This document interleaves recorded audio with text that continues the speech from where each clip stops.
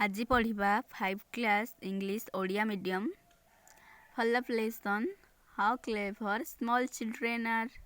छोट पिला माने बुद्धिया की। चलो देखिबा स्टोरी रे छोट पिला माने बुद्धिया की नुह। ए after wanted to give medicine to this 3 years son Pintu. जड़े बापा तांकर 3 वर्षर पुओ को मेडिसिन दबा पाई चाहुथिले खइबा पाई।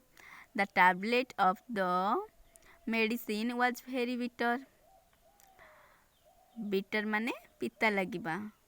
टैबलेट टा बहुत पिता थिला बोली पिंटू भाबुथिला ना सेथिपाई मेडिसिन खाउ नथिला।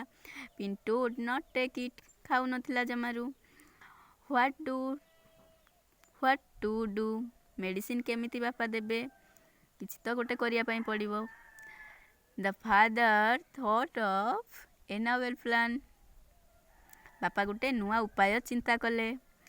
Pintu liked banana very much.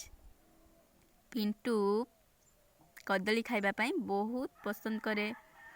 Father therefore put the tablet inside a ripe banana and give it to Pintu to eat.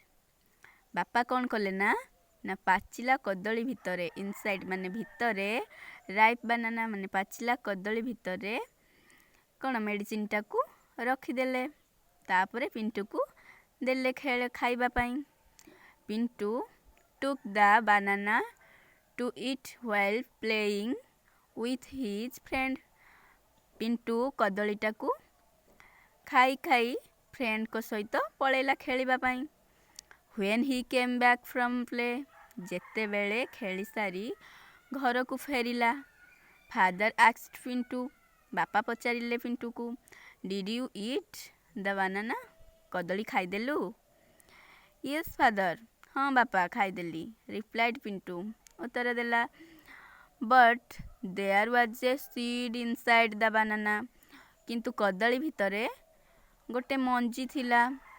Seed माने मंजी I threw out added Pintu मु सेटा को फपाड़ी देली बोली पिंटू कहिला। जना पड़िला तो छोट पिला माने बुद्धिया की नुह। Thank you.